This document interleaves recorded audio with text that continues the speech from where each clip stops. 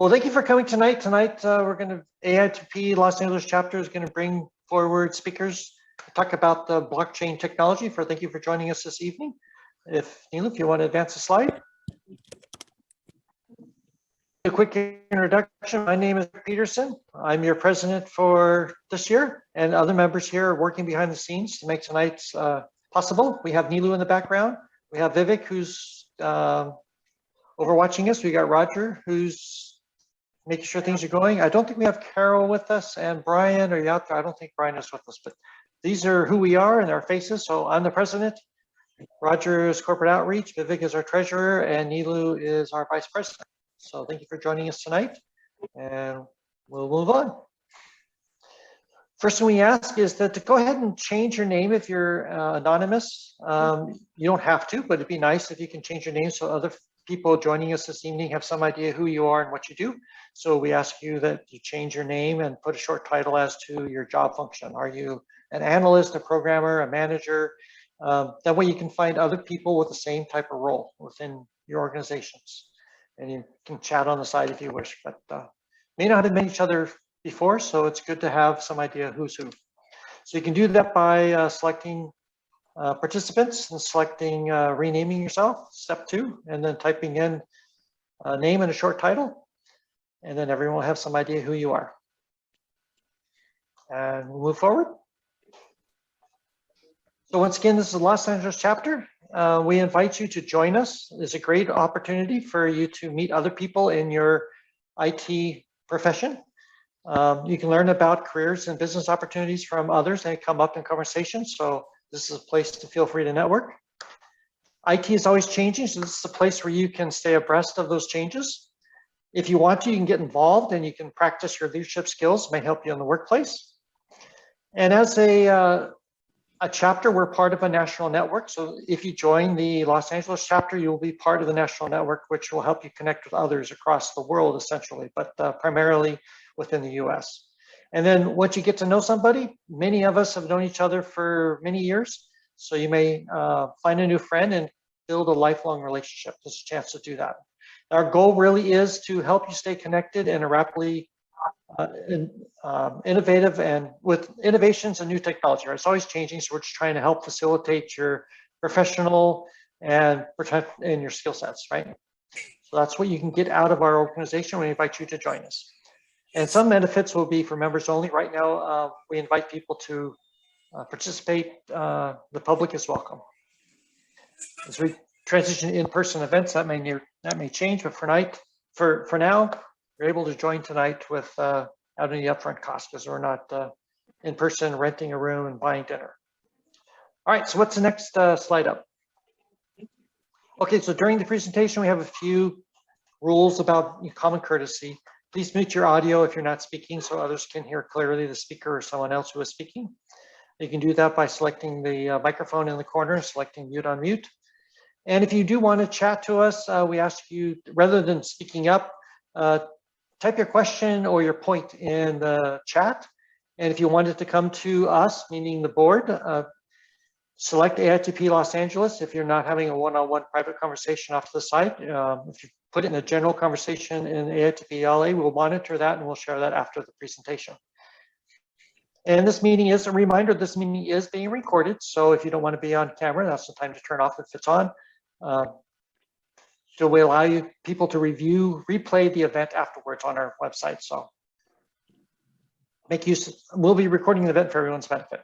So we have with us our first speaker is, well, actually we've got Roger, who's our corporate outreach. Why don't you introduce our speakers for this evening?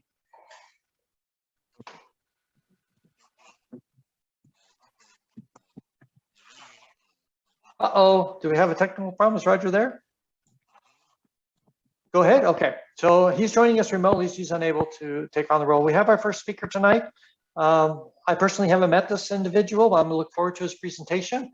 Brigada Prepara, who's gonna be telling us about building the future of the blockchain, is gonna give us some of his insight about the different chains that are out there and you can choose from. So with that, I would like to, I think we're gonna transition to the presentation. Oh, I can start? You want me to start? Okay, cool.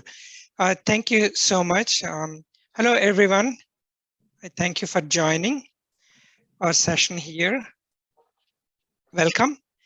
And I'm going to start my presentation right here. Hopefully you all can see. Hopefully you can see my screen here. Yes? Yep, I can see your screen's working. Okay, Yes. cool. So you know my name here. It's you can call me Bar, and you also have my email in case you have any further questions. And I have also shared my LinkedIn profile here. So my goal for us today is to help us learn. I'm sure you already know some parts of this slide in terms of what blockchain is and what are these blockchain networks and how can we join the journey of blockchain. So if you do know some of these, please welcome. If you are not aware of any of this, that I'm hoping that we will learn some new information here. And as part of this plan, I also want to show us actually a live demo as we try to learn some things here. So the first and foremost, really what we are in an environment where we're really enjoying and thriving on a network economy. We are no longer in an economy where it's more on scope or a size.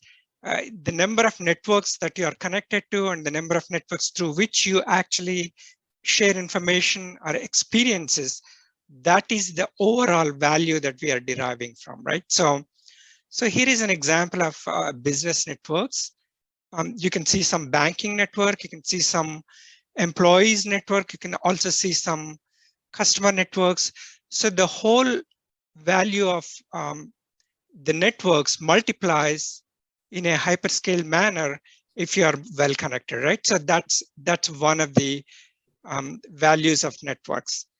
The second aspect of this diagram or a slide here is, as you are connected to these networks, the real underlying value is when we can share some things across those networks and exchange something, either information or an asset or goods, for example, right? So digitally. So that is the power of network economy. That's what this slide is talking about. And when we have these kind of networks, you have primarily three kinds of networks. The networks that you can join in openly without any friction. An example of that in a real world could be us being able to go to a public park, right? So as there is no entry fee, nobody will ask you who you are, you can just walk into a park. That's what we call as a public network or a public blockchain network. The private kind of a network is where you need either a gate fee or a permission, or someone has to validate you before you can join. An example of that might be you're becoming a member of a Costco, for example. Not everyone can join Costco, right? So you will be figured out who you are, and they'll give you a card, and then once you have that, then you're able to go. Now, the other kind of networks are a combination of a public and private, right? So we call them hybrid. So let's keep that concepts at the very basic level from this slide. The other part of having been in a network is, again, as we talked about, our ability to exchange some kind of an asset. An asset could be information about a real physical asset, or it could be a digital asset. An example of that is some digitally represented a stock, for example, or a bond. So you have some assets here, examples of assets. So the value of a network is if you can represent your physical or a virtual or a combination of assets on that network, now you are able to connect to a variety of stakeholders and exchange, right? So that is, again, an ability to further build the value that you might have multiplied if you are part of multiple chains or multiple networks, right? So that's what this is talking about. The other aspect of this, when we are part of a network, and we have some assets on our network represented digitally, and we want to share or exchange our assets with our peers or colleagues. As part of that, we have to understand the core concepts here. What's a transaction, what's a ledger, and what's a contract? An example of that is, hello, excuse me, you're able to hear me still? Yes. So I have something of value, you have something of value, and we want to willingly, at arm's length, openly want to trade or exchange what you have that I don't and what I have that you don't in an equitable way, right? So that if we are engaged in that kind of an exchange, we come across things like a ledger. A ledger being what you want from me, you should get. What I want from you in exchange, I should get.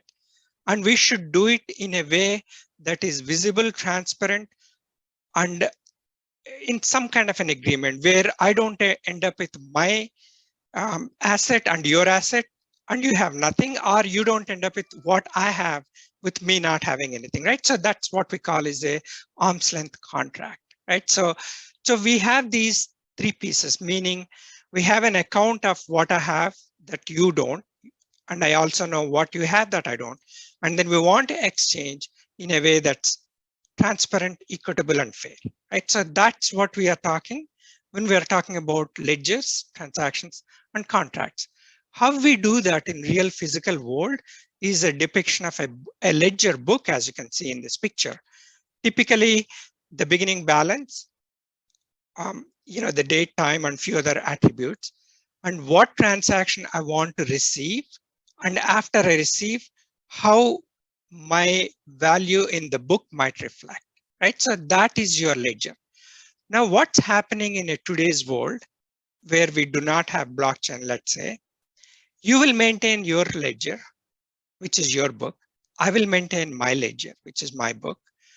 And we have these transactions posted to your copy and my copy. If everything looks great and everything works, that's fine. But the very least, we have two ledgers, right? And if something is not aligned on your copy versus my copy, now we have other things coming to play, which is what the current situation is. On the other hand, if we try to imagine for a second, we're moving into a blockchain network where we represent the ledgers, the assets, and the transactions digitally, right? So let's say for a second, if we can do that, then what we are really experiencing is a shared, replicated, we can have a permission ledger or a private ledger or a combination. But if we can have our agreements and understanding codified in a automatic programmatic way, which we call smart contract, and deployed to this network, then the magic happens. So that's what in a very simplified view a blockchain is. Let me go ahead and explain how we do things today and where we want to do preferably as we undertake this journey using the blockchain network. This is actually how things get done today in our today's world, real world, right? So you have multi-party entities coming together. They want to do willingly an exchange of a trade. Here is an example with 6 entities. Typically in real world examples, you are likely to have many more. So if you want to actually do trading across these many entities, and they're all keeping their own copies of ledgers, they're all recording the transactions and asset movements across each other. And you're hoping that all these different entities manage their own books in a very aligned manner. That's probably not likely to happen, especially when you have multiple parties across multiple geographic boundaries with multiple currencies, multiple time zones. I don't have to go to that extreme, even across in one city if you have. The second other piece from this picture is instead of 6 entities, you have 60 entities. this fully connected mesh network will not scale. The coordination costs, the inefficiencies, because as we are writing in our own copies, if things are not aligned, there will be disconnects, disputes, there will be reconciliations, there will be time delays, there will be human cost. So in order to avoid all these, you might have to engage with some kind of insurance. So in the end, what we have is an inefficient, not scalable, potentially expensive, because we have so many mediators. You need an insurance, you need protection from fraud, not being exploited. So given all this, that's where we are. Okay, this is our current world in some sectors of our economy. What we are trying to suggest, a couple of other things in this previous slide is also important to know. All these entities are central parties within the network. And if they have any hiccup or outage or a failure, or for some reason not honest, the entire trade actually is potentially not viable, because we call this a centralized way of doing business, and you depend on that one central authority or one central bank, or so that is another risk that we have here. Here is a potentially a thought experiment way of doing the same business differently. Let's say for a moment, we think of that existing system, we take it to a digital network, right? So, and we also have an approach where all the participants or all the entities are actually on one network, okay? Which is, I'm showing you here logically, they're all connected. In this network, clearly the information is shared across all the members. It is clearly replicated. In some cases, we can have either permissioned entities or in a public or a hybrid. But what is happening here is it's a way of doing business where this entire group of entities is logically like one organization. We call that supply chain with a single source of view or a single source of truth. So all these entities are actually seeing the same piece of information that they all agreed in real time or near real time and verified and actually recorded in their own copies. A simple metaphor that I can explain for us just on this slide is as below. Let's say we are 6 of us in one room. We all have our independent intellect, and we all agree that, actually I would say we are 5 of us in a room, odd number, and we all agree that 3 or more saying a yes or no answer is the valid answer. We collectively agree, we have a pact that majority is what we agree to. And then I shout one simple answer I want from our 5 group in a room. What is the answer for 2 multiplied by 2? So I shout loudly, 2 multiplied by 2. And 5 of us are internally heard the number. The inputs are 2 and 2. And the operation is multiplication. We use our brain. We compute the answer. In this case, 4. So 5 of us are now arrived at the answer, given the same input, same computation. Okay, and now we have the final last step. We compare our answers, 5 answers. And if 3 or more agree to an answer result 4, 4 remains correct. Out of those, 2 could be coming up with an answer 9 or 6. It doesn't matter, okay? So we agree to a consensus. We record in our own local copies, in each of our notebooks, answer to be 4. At that point, the network has reached a consensus agreed upon honest answer.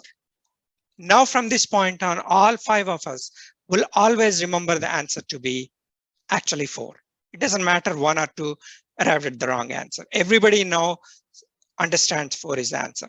That's what the blockchain is doing here. What's the benefit of this? It's near real time. It's instantaneous. It's replicated 5 notebook copies. Once the answer is agreed, wrong answer will not count. And second is, if you try to corrupt 1 or 2 individuals, which is not a majority, your answer still remains valid. Okay, so that's what we are talking about, a blockchain way of doing.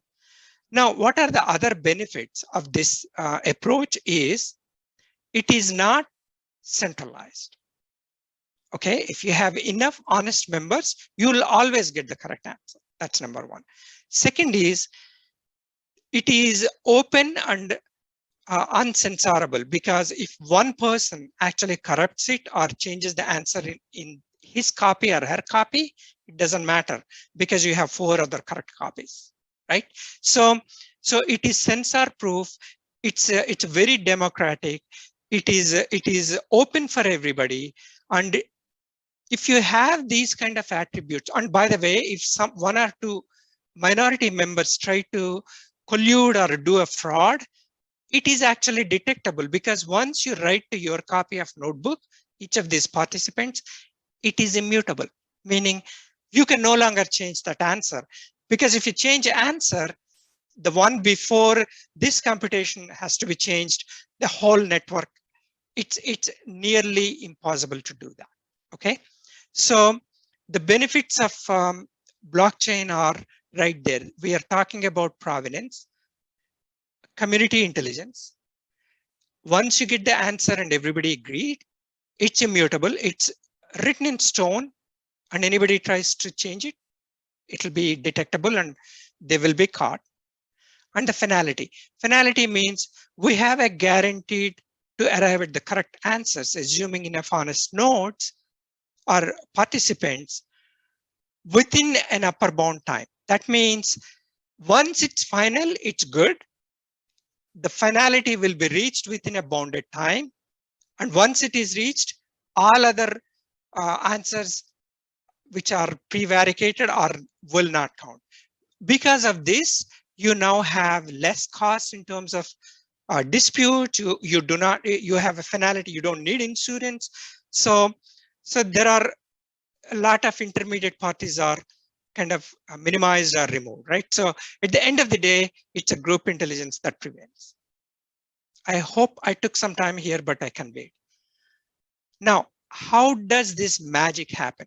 One other important attribute that I want to mention here, as these things are happening, what is written to the ledger and how we arrive at the answer and the whole mechanism that I mentioned, I shout a compute 2 times 2, what's the answer in a group, and then we independently exercise our brain with the same inputs and the same computation, and we arrive at the answer independently, and we compare with each other and we select the final answer.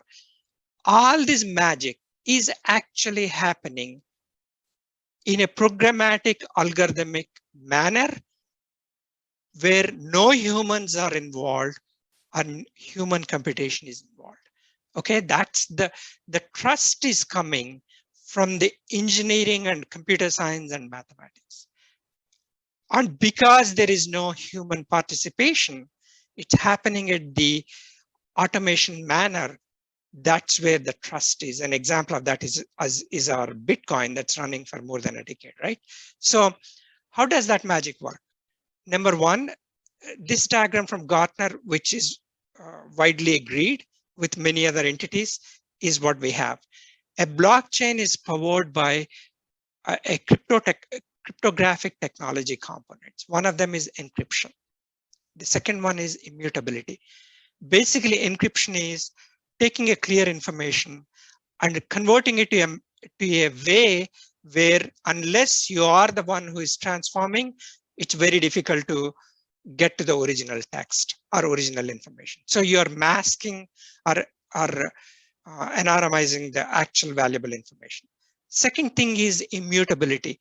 If you alter any piece of information in a fraudulent manner, I can catch it.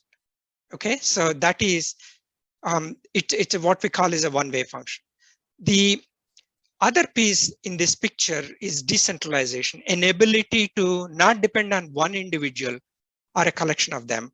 And if they have a mood, or if they're angry, or they fail to answer you, your entire business will not come to a halt. It's called decentralization and distribution. So if one of them is not well or sick at that, in this case, a machine, you have an ability to go to someone else, right? So, and the tokenization is also a very valuable concept that's taking on big time these days, is an ability to represent a real valuable asset on a digital or a network with a representation, with a digitization. An example of that is your car or your home. It has some value really, and you want to socialize or share or represent that in a network. You create a token, either a fungible or a non-fungible token, and now you use the token on a digital network as a proxy to do whatever we want to do, right? So the key takeaway from this slide is really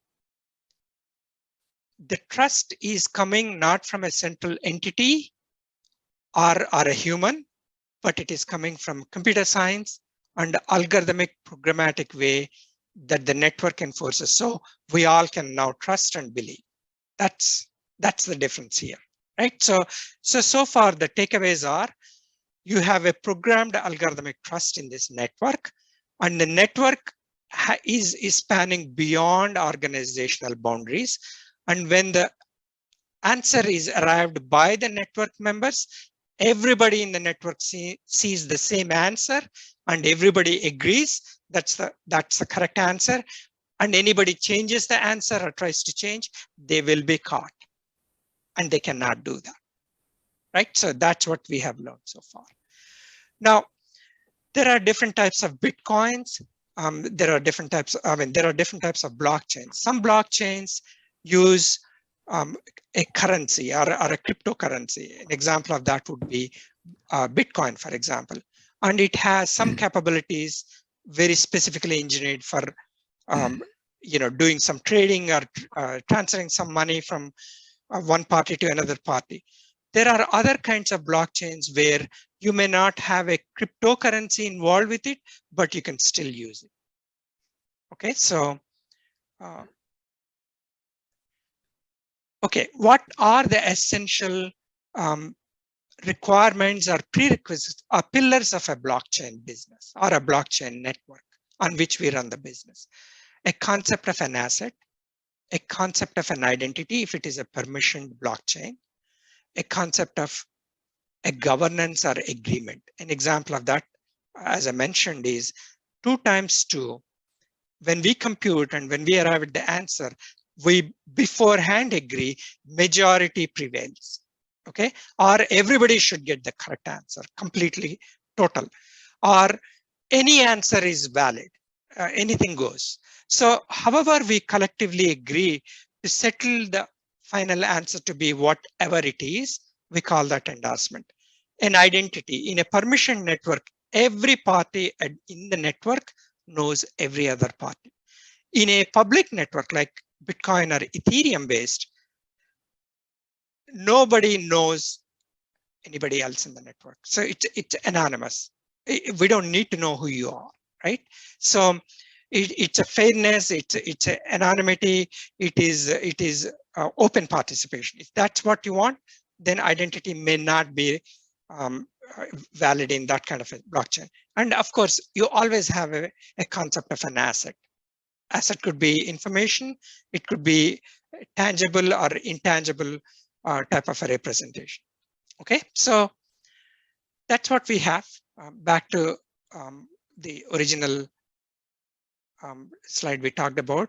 What's an asset? Again, as I mentioned, and what are the transactions? I want to exchange my asset with whatever you may have in a way that both of us agree, and making sure I don't exploit you and you do not exploit me. That kind of a arm's length transaction agreement is enforced by smart contracts. What's an identity? Now, when we talk about these permissioned or public or a hybrid blockchains, each of them actually has a role to play and they have legitimate value in some situations.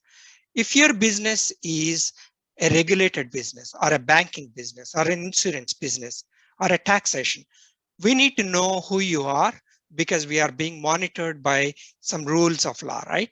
Our government agencies or we are accountable to your shareholders. So in such a situation, we need to know what is the entity that's at the network, right? So also, when we have these entities coming together, some of them, yes, we know each other, but we still have to protect our privacy and confidentiality. An example, two banks are on the same network, Bank of America and Citibank. Of course, they are competing and they want to be together on that network, but they do not want to divulge their competitive information or private information.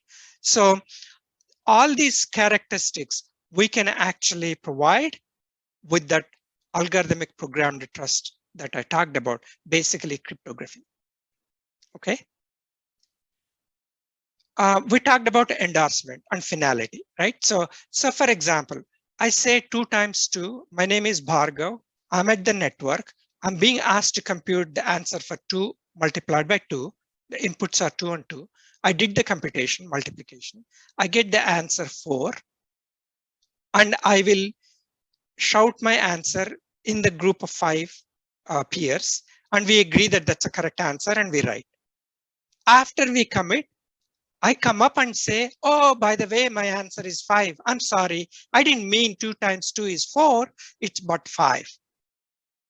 None of this gimmickry would work on a blockchain because once it's committed and finality is reached, you can't prevaricate or change your tune. That is what we call provable verification. That means when I say 4, 2 times 2 is 4, all 5 participants have listened to me, have agreed, have written off on their copies of ledger. This person, individual Bhargav, actually took these inputs, did this computation, arrived at the answer, compared with rest of us, agreed it to be his answer, and he signed off. That is the entry that will be on that ledger. So I cannot go and change conveniently my answer later and impose costs on everybody else, right? So this is called an endorsement. Once it's agreed and written, committed, it's final. Your game is over. I can prove it. Okay, so far, those are the core concepts we want to understand. So the other important related concepts are, how do we make sure what we are doing on blockchain is reflected on non-blockchain world, and what's happening on non-blockchain world, the normal today's world, is reflected on blockchain. How do we handle that? We have essentially 3 or 4 techniques. Your system of record or current legacy existing non-blockchain systems, your LDAPs, your oracles, your active directories, these applications, they have to integrate with blockchain. Either we can do that with what we call oracles. Oracles are specialized integration components that will bridge blockchain world with the system of record world in a way that both sides are happy and behave correctly. The other way of integrating is event-based. Some things happen in blockchain world, and those are advertised to the non-blockchain world, and these systems react to them, either humans or automation or a combination. And then they will update our LDAPs and active directories and oracles or SAP Sibyls, anything you can think of.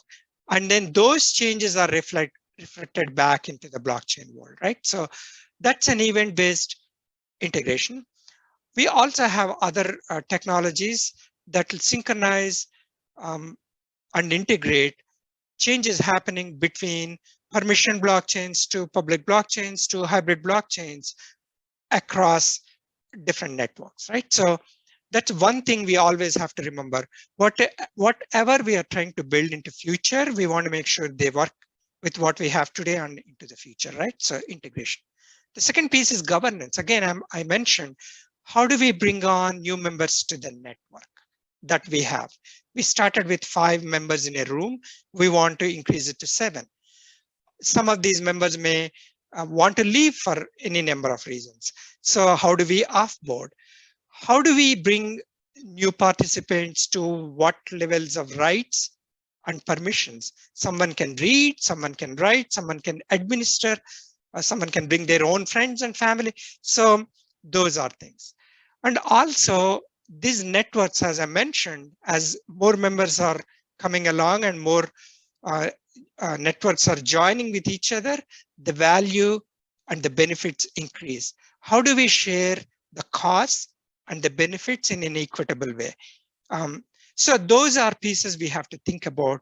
It's a rules of engagement or rules of game, right? So that's the second piece we have to be mindful.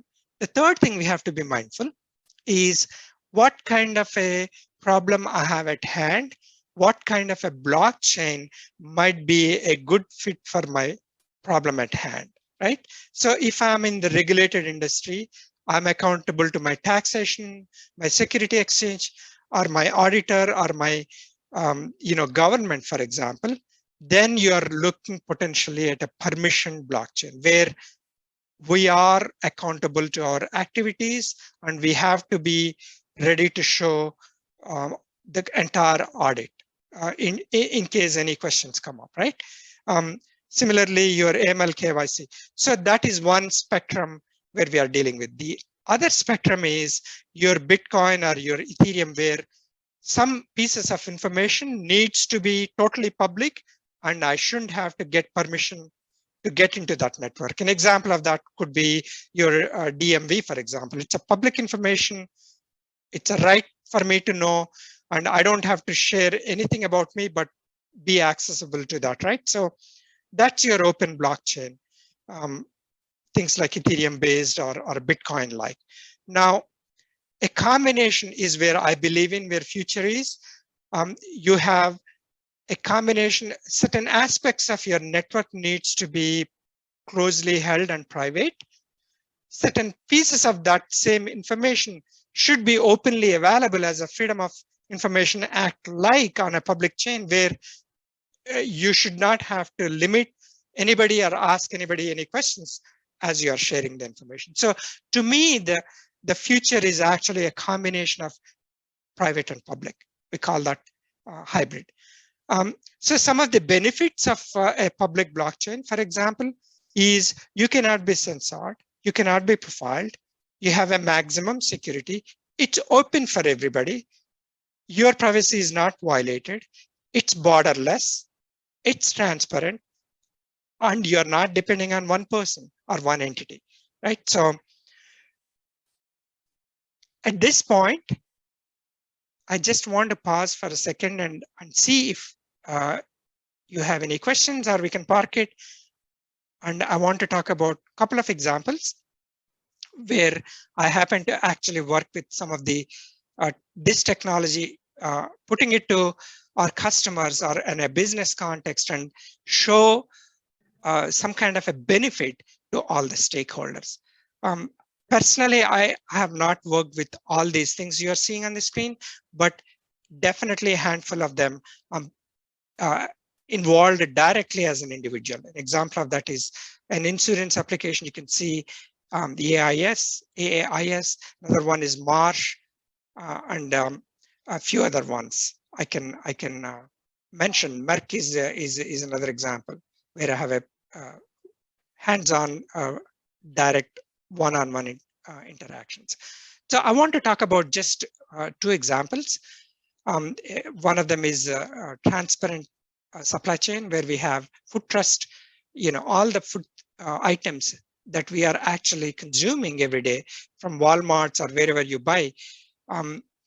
They're all tracked on blockchain, right from the farm to your table, right? So it's called a blockchain, IBM blockchain with a food trust. Several companies are involved. Walmart is also involved. So what's the problem we are trying to solve here?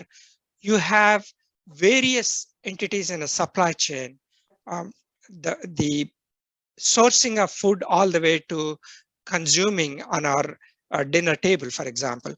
Many parties are involved. There are many handoffs in between. If something wrong happens, it's very difficult for us to react quickly. An example of that is your E. coli broke out, for example, and we want to trace which component is causing that E. coli breakout, and you want to stop that actually coming to our dinner tables, right? It's not easy. So this is where your blockchain network, where all the parties come to this network, they actually capture certain important aspects of information as things are happening on the network, and they all agree that that information is correct and it's written finally to all their replicated copies. It's done. There is no repudiation, there is no non-finality, there is no altering after the fact, there is no possibility of cooking the book, right? So you can see the benefits as outlined here. Everybody is seeing the same answer, near real time. Whatever that answer is final. And we have everything transparent and immutable, meaning you cannot change it. If you try, will be caught, right? So that is the, and if a subset of members actually try to alter or cook the book, the honest majority will figure it out, right? So that's. Now, it's Yes. great to have the overview. Is there any chance you can give us a demonstration of something live so people can make it more tangible? Yes. Let me go ahead and start. So here is what I want to transition to my live network. What I want to show is, let me start the beginning. So, okay, I have to just minimize here and move my screen so I can share. What I have here is a blockchain. This blockchain dashboard is what I'm showing you. I'll take 1 minute to explain what you are seeing here. It is a network with 2 companies. And on the dashboard, you can see the number of transactions that are already done. Okay. It has organization 1, can be your Citibank. I think we Yes. just see the backup slide. I'm not seeing any screen. You're not seeing my screen? Nope, it's just a big white box with the word backup. Okay, so let me go back and new share maybe. If you're not seeing it, I'm going to stop my share. And I'm going to start my share. My screen. Is this any It looks better? much better now. We can see you. Thank you. Okay, my apologies here. So what I want to show is dashboard. I want to set the stage for us. At the beginning, remember the number 56? Currently, I have 1 block per transaction. So I have done 56 transactions and I have 56 blocks. I have 2 companies, org1 and org2.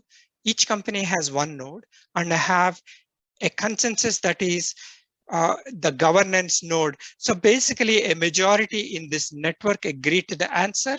It's the answer. Okay. So that's my network. You can see I just ran 1 hour ago. I'm going to run live right now.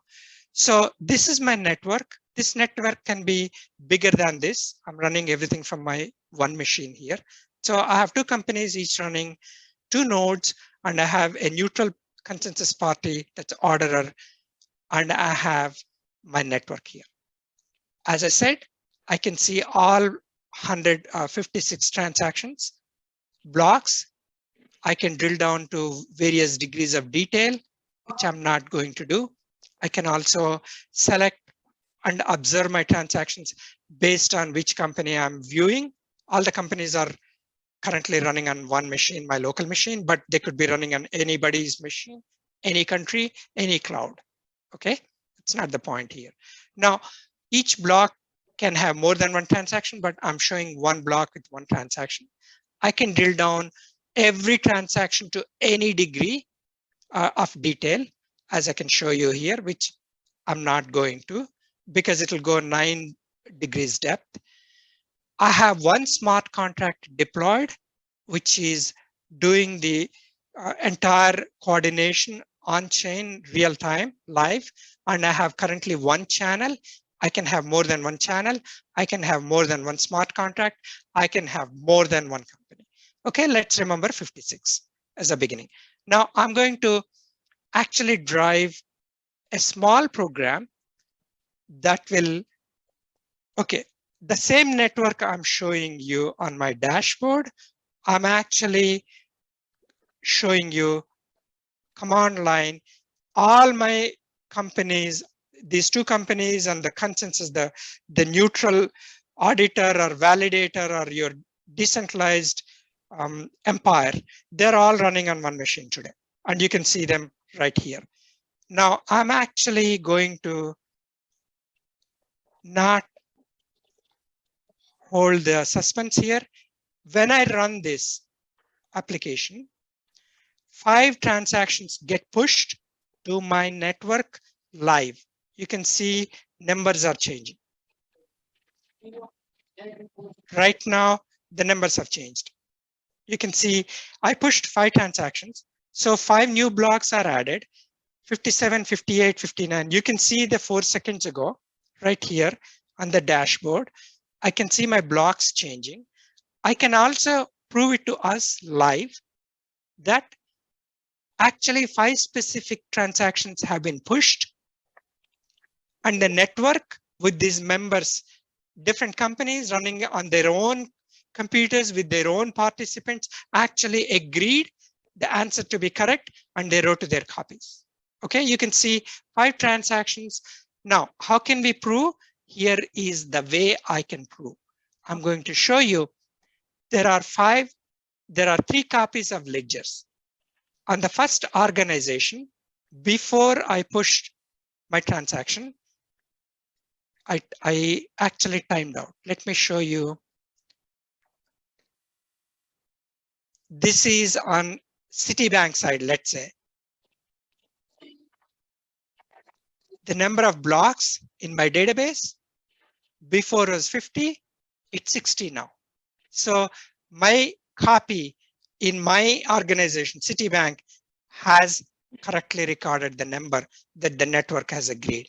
Now I'm on the second bank, Bank of America.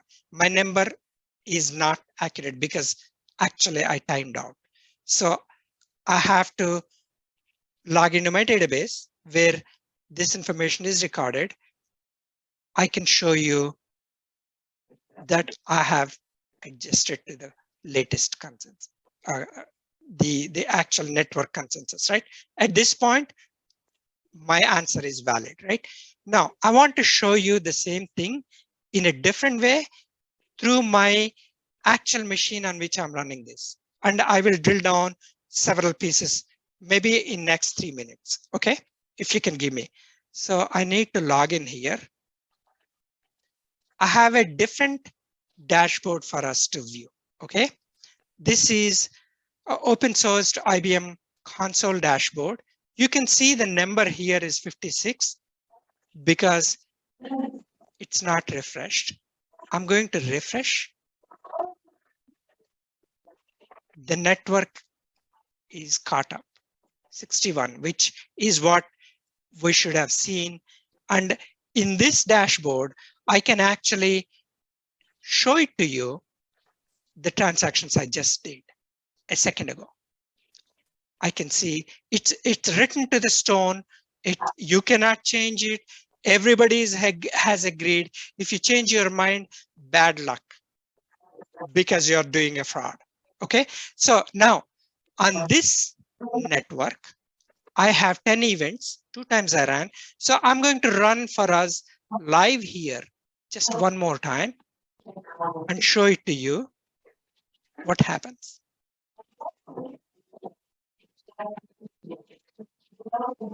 Events are flowing. You can see event 63, event 64, event 65. My block height is changing. My transactions have flown. I can show you in the second dashboard. If I go back, I close this. I go back to my transaction view. My network has caught up, 66. I just pushed 5 transactions. I can see the date timestamp. It's written to the stone. Everybody has agreed. It's here. It's here. I can also show you that it is correct. Before I did this, my database reflected like this. And of course, I time out here.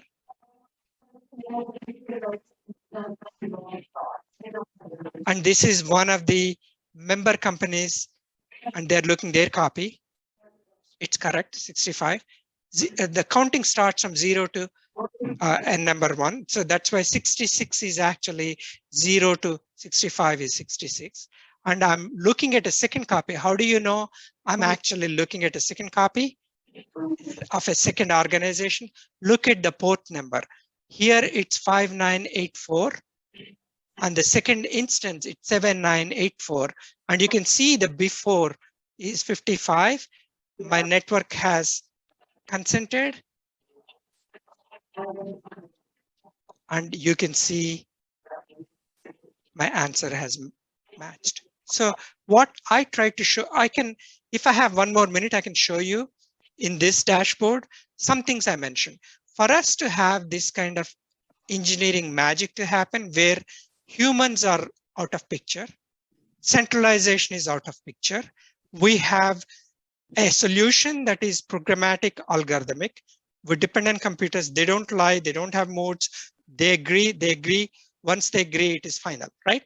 So for us to build this kind of a structure, I have some setup I'm showing you in the dashboard. We have concept of a user.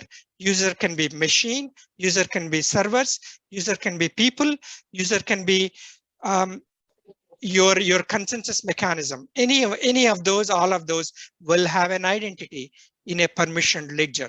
You have a concept of members. Here I have 3 organizations. 2 of them are business, as I said, Citibank and Bank of America maybe, and then a consensus which can be a combination of these. So I have 3 companies here. I'm showing you. You can drill down and know the details. You have a concept of a wallet. Each identity has its own representation. So you cannot say later, oh, I didn't mean to do that, or it's not me, my friend has signed for me. None of those matter. I can pin you down once you agree. And once you agree, it's who you agreed, you cannot go back. Okay, you have that wallet information. I have a smart contract that I can show you right here. Well, let's hold on to that thought for a moment. Yes. We're going to have a Q&A session where maybe we can take some questions live. Yes. And we can get a little deeper, but we need to respect some time with the next, we have a second speaker tonight. Yes, please. So we need to move on, and then we'll come back to you, okay? So please. Absolutely. Thank you for being so patient. Appreciate your help. Thank you for speaking. It's great to have IBM here to give us demonstration. We have, Roger, are you able to speak? We have a second speaker tonight. We have Arwin Holmes. I haven't met you in person yet, so I apologize, but hello. Arwin, are you with us this evening? I am. Okay, so we just heard from IBM. Can you give us your perspective from Ernst & Young as far as what you have to share with us about blockchains? Sure, yeah, and happy to, and I'm excited to be here today.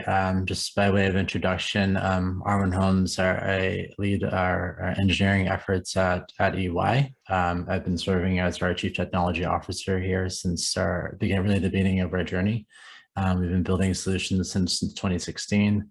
Not that EY doesn't keep me busy enough, but over the last 2 years, I've also taken on a new COVID profession as an adjunct professor for the University of Utah. So I also teach a fully matriculated course there for undergrad and graduate students, really arming our next generation of our workforce with this knowledge of blockchain. So happy to be here with you all.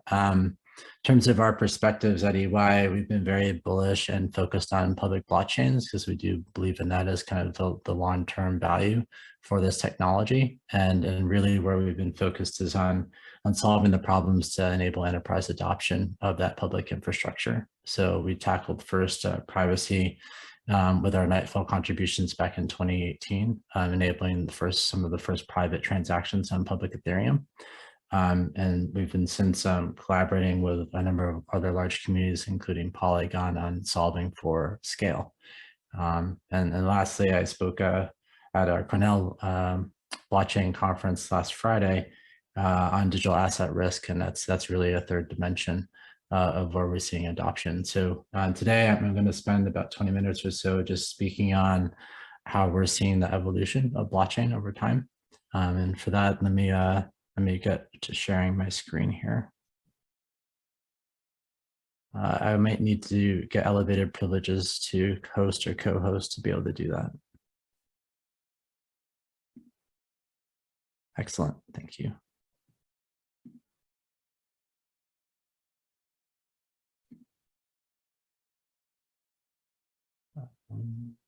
I see your screen. You seem to be live. Are you seeing the 2022? The title screen, yep. Great. We're with you. Excellent. So in terms of this evolution, right? We've experienced this really from the beginning. We started in 2015 building our first prototypes and proof of concepts. Really, in our first year of business, over 300 different proof of concepts. And then we saw the hype cycle in 2017 with the ICO bubble through a series of failed coins and a crypto winter, and as everybody was seeking out a killer application for this technology. And right now, we believe we're really entering into an exciting new phase. So just let me get my screens adjusted here so I can see participants as well. We'll do that.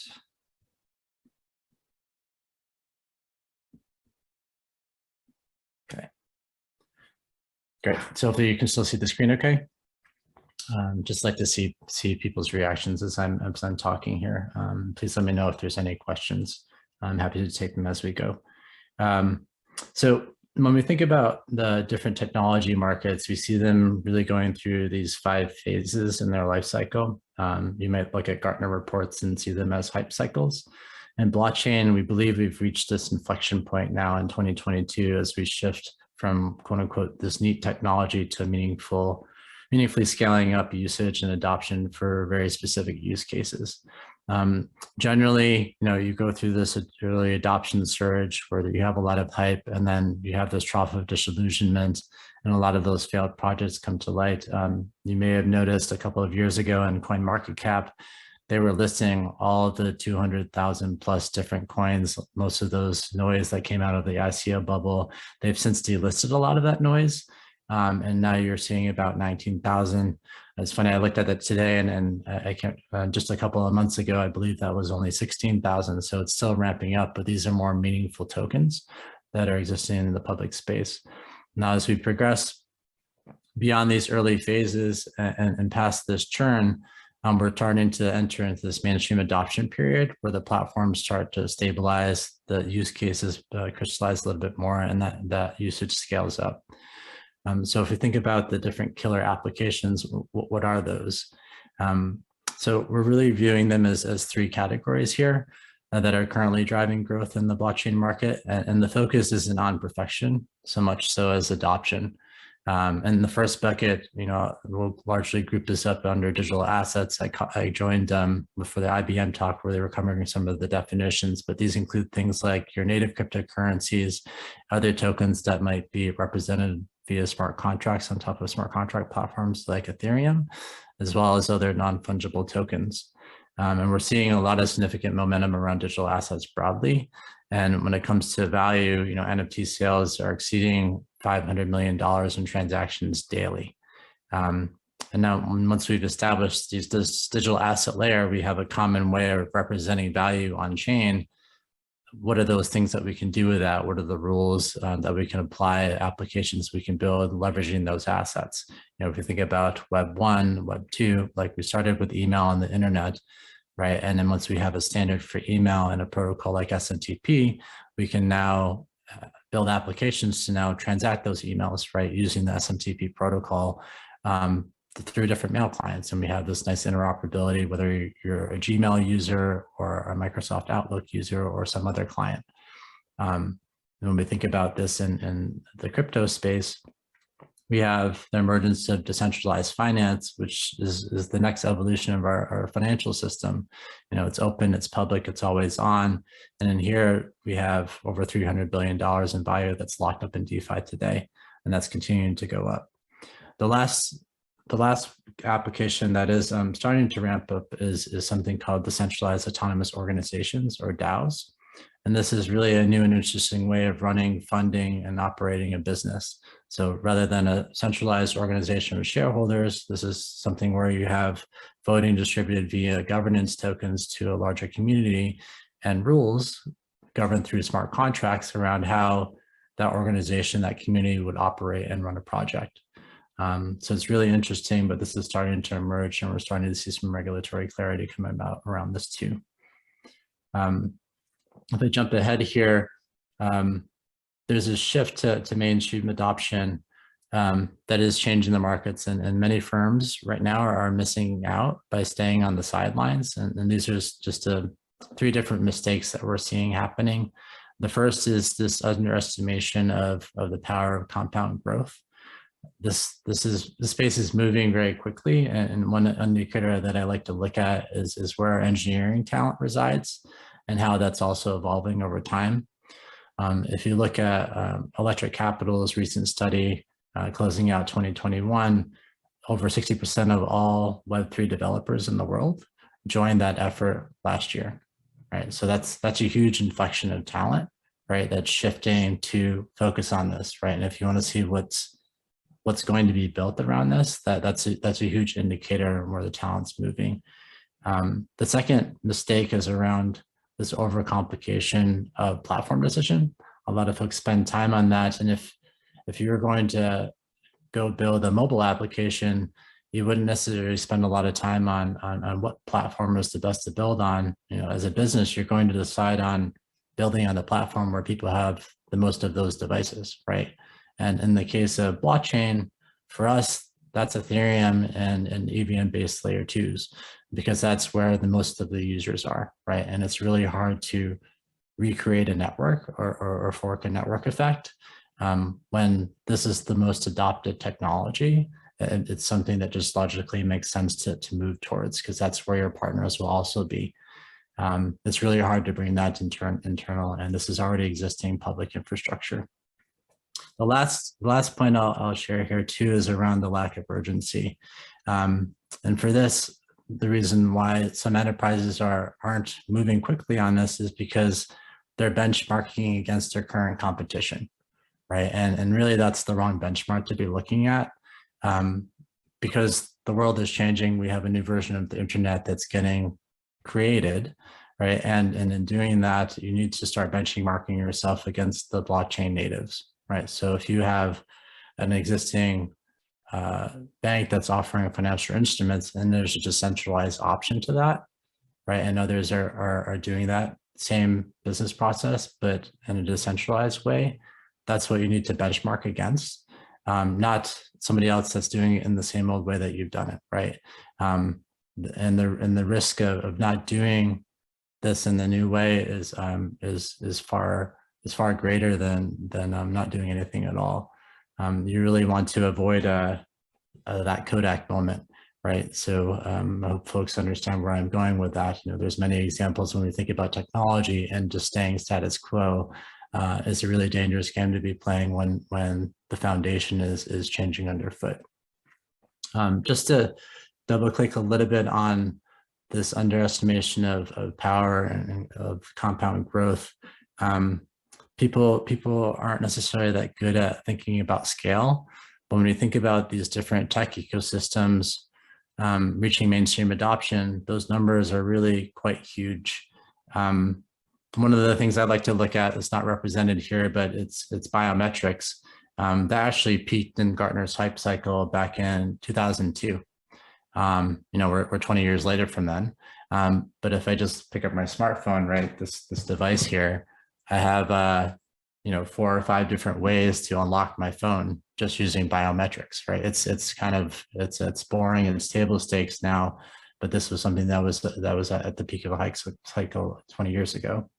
And if you look across the 3 that are listed here, like network equipment, dial-up modems, internet routers to wireless devices and mesh networks, cloud computing with the launch of Amazon Web Services and a lot of ERP systems moving to, you know, one of the 3 or 4 major cloud providers, and the advent of smartphones. If we just take an average of those, like we're looking at a 15-year cycle and a 25 or 27% growth index. And if I kind of crystallize what that means, if we were to apply that to the blockchain space, right, we have today about $3 trillion in blockchain, right, across, across the 4 billion a day is moving across the different decentralized exchanges like Uniswap or SushiSwap. And then if you look at the centralized exchange revenues, your Coinbase, Kraken, Geminis of the world, they're raking in $40 billion a year, and the Ethereum ecosystem transaction volume is right now about $5 million a day. If you fast forward to 2030, like this, the numbers get quite significant, right? And if we do go out 15 years, we're going from 3 trillion to $108 trillion, right? With daily volumes going from 4 billion to 135 billion on decentralized exchanges. And it's a substantial shift. I don't have a slide for this, but if you go to a Uniswap, one of the things I would encourage you to look at is how those fees that get collected for a swap are distributed, right? And for many of our banking clients, this is a real eye opener, because the fee structure there, less than 10% goes to the Uniswap protocol, and then 90% plus goes to those that are providing liquidity. Right, and those that provide liquidity are folks like you and me. If you think about your traditional bank account today, whether it's your checking or a savings, how much do you get on what you're holding there in the account? You're likely having to pay an additional fee unless you're doing a monthly deposit and maintaining a minimum balance, right? And in this decentralized world, those that can provide liquidity could be as little as $50 or $100, right? You don't have to have deep pockets to even enter into this space. And that's very different from the traditional financial markets. So just moving on here, one of the things that Paul Brody, our global blockchain leader, shamelessly stole from Amazon, and I'm going to restate here, is that there's no compression algorithm for experience. And what we mean by this is that doing is really the only way to understand how this stuff works. And we've been doing this since 2015, building and delivering solutions and gaining tons of experience along the way. And I said this earlier, but the risk of not doing anything is far greater. And that's something that you just don't want to be caught in that position if you're there now on the sidelines. Figure out how you get involved and start working in the space. Now, we are close to market saturation here. If we think about where crypto and NFTs are, they're the most mature use case right now, and we believe that this is already moving into mainstream adoption and will continue to do so. Most major banks and financial institutions will start to support all of these things over the next couple of years, and by the time we reach 2024, 2025, it'll be the lion's share of the market will have relevant institutions supporting and adopting this. The next things that we see as fast follows are things like DeFi and stablecoins. There are some early adopters and work that's happening right now, and we can see this from some of the engagements and clients we're serving. But we see that entering into mainstream adoption inside of 2 years, where different enterprises and banking clients are going to start working with those inherently. And then another area where we're seeing a lot happening is in supply chain traceability. Again, through some of the work that we're also doing, there's a lot of progress that's being made in providing privacy and scale capabilities on top of public blockchain infrastructure. And with that coming, we see the barriers to entry for enterprises going down. And we see a lot more adoption coming as that happens. Even later on this year, we expect that there's going to be quite a bit more innovation that's going to get announced, including some of the work that we've been doing at EY with some other larger protocol networks. As I move further down here, some of these things are much further out. Business contracts and payments. There's additional complexity as we move down this chart. Contracts and payments, are difficult to audit and ensure on public infrastructure. There's still also concerns around privacy there, and the challenges to hide contract logic under zero knowledge is far more complex than doing basic data transactions, but we expect that that'll continue to evolve over time, and that'll spread to all business process areas once contracting itself with privacy is supported. The other areas of embedded supply chain finance and operations is similar to the challenges with business contracts. And then the last one here around integrated tax and compliance services, emphasis on integrated here, is that we expect governments and tax authorities will also look to adopt this technology, but for that to reach mainstream adoption would also involve a lot of involvement from those organizations to also include and integrate their systems with this technology. And we just see that as being a longer road for them. Sorry, I'm getting a little feedback on audio. I'm sure somebody could mute. Yeah, let me mute participants. Oh my God, that's right. That's right. A couple blocks away from where you live, honey. Thank you. So the next slide that I wanted to get to is with regards to the use cases. So we covered some of the ones that we see that are going to be reaching or already are in our view mainstream adoption. And we expect that this will continue to evolve over time as long as the platform itself continues to exist and persist. So if it does, right, this game of evolution isn't going to end. We've seen the internet evolve from Web 1 and Web 2 to Web 3, and these blockchain use cases will follow a similar journey as we think about how we transact value. Just to highlight here, if you look at personal computing, right, early days when we got PCs, it was starting with how you could increase, home office productivity. Maybe it went into manufacturing. You could use it now for presentations, maybe get into digital media, even go so far as gaming, right? And then if you go look at some other use cases, once this starts maturing, that more and more keep coming, right? We just have more things that we can start to do with PCs. If we go beyond PCs and now we add the internet, again, we started with email, then it goes to web pages. We have some e-commerce that's happening, right? And then some industrial use cases. And again, it keeps going. And this use cases also move across ecosystems. So once we had the introduction of mobile devices, even from those that were pre-smartphone to those that are now smartphone enabled devices, we also moved from standalone to networked, and as these capabilities increase, we have more and more use cases that get unlocked. And similarly for blockchain, when we think about the internet, we were initially moving content in Web 1 and Web 2. Now we're looking at moving value. We're starting with Bitcoin and native cryptocurrencies, then to other types of tokens and coins, and then eventually to stable coins like USDC. And then beyond that to exciting things like NFTs and even tokenization of real world assets is being discussed now, to applications that now leverage all of those assets, things like DeFi and DAOs.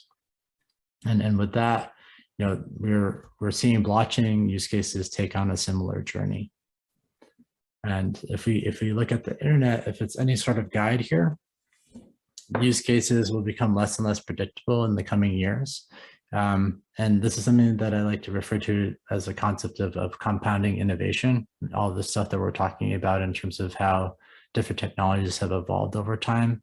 We start with some basic building blocks, right? So if you look at some of these examples, GPS capabilities, mobile data, smartphones, credit card APIs, and app stores, these are building blocks that largely came into being on their own, right? But then if you start coupling them together, we can come up with some predictable results.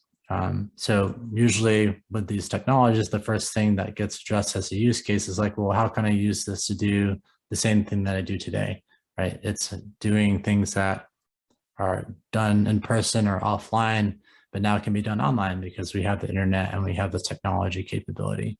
So those are kind of easy to predict, right? I have a credit card. I can go buy things in a retail store. Great. Now I have a credit card API and I have an online store. Now I can go do the same thing, but I can do it online, right? Those are pretty easy to draw those connections. Same thing for if you have a smartphone and mobile data, now I can get maps on my phone, right? Pretty easy to make those lines. The next iteration here is what we like to call accelerating disruptions. And this is where we start to see this compounding innovation. We can start to build these composite models that now pull in a bunch of these different, predictable results to make things that are even more innovative. So now that I have maps on my phone, like I can use the same data to start ride hailing, right? And we have the advent of our ride sharing economy. Now that I'm able to do that through something like an Uber, well, why can't I use Uber to also just get my food for me or my groceries, right? So now we have food delivery services through ride hailing.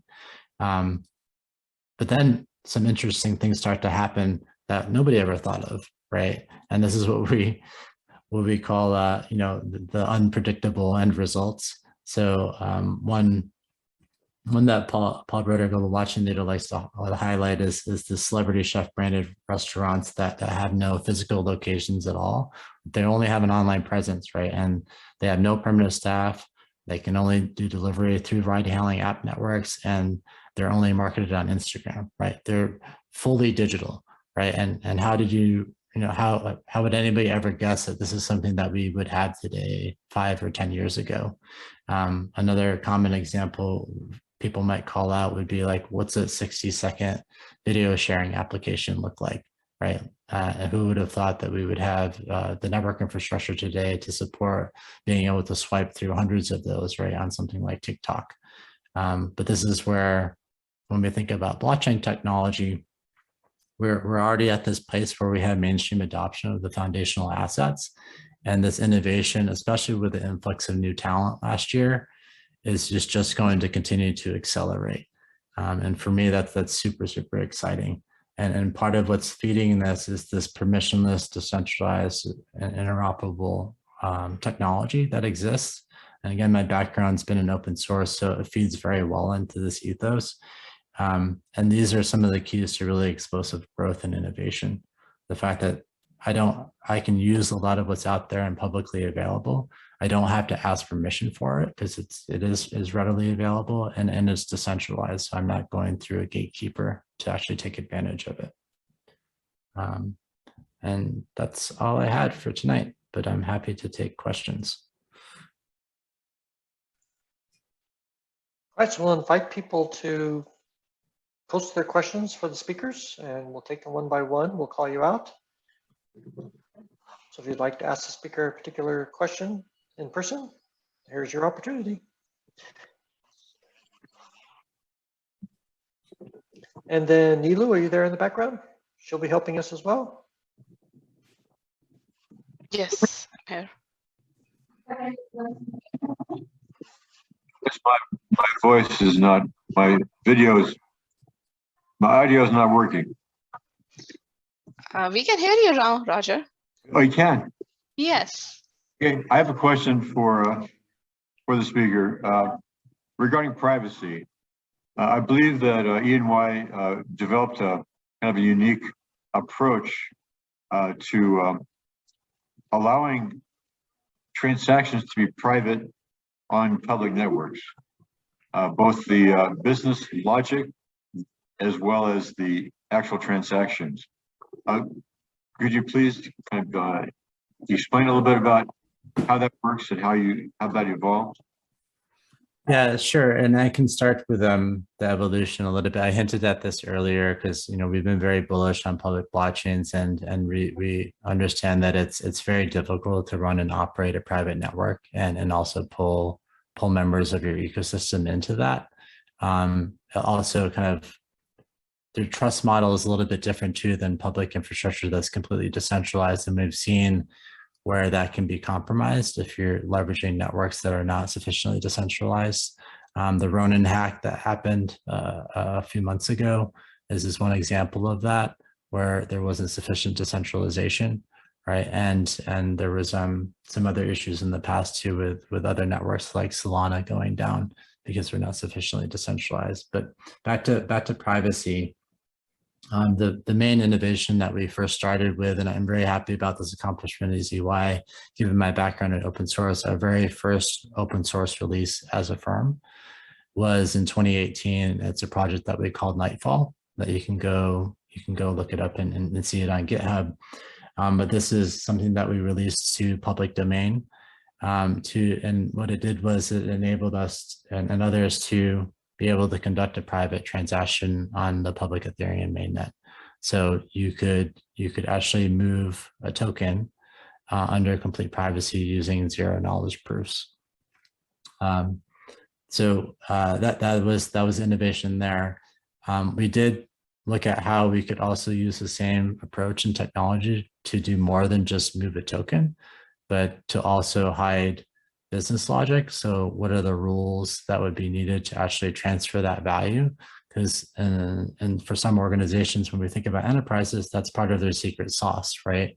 And not necessarily something that maybe they want to share. Or if, say, you have a manufacturing supply chain and you have a network of suppliers, some of the challenges and why you might opt for a private network today versus a public one is that, well, I can't keep my contracts, my agreements between myself as a manufacturer and supplier A hidden from my, myself and my contracts with supplier B because they're competitive, right?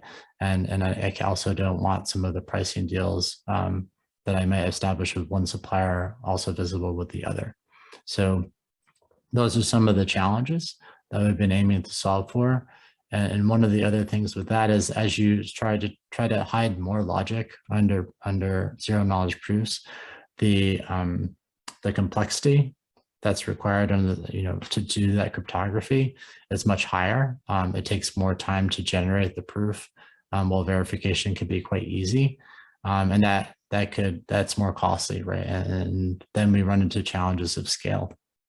So one of the things that we're working on now is how do we achieve both privacy and scale? And that is using another innovation called optimistic rollups. And that's something that we've been public about our collaboration with Polygon through a project that we're calling Polygon Nightfall. And you can certainly Google that. Polygon has a nice write-up on the work that we're doing with them. But that's helping to solve both of those things.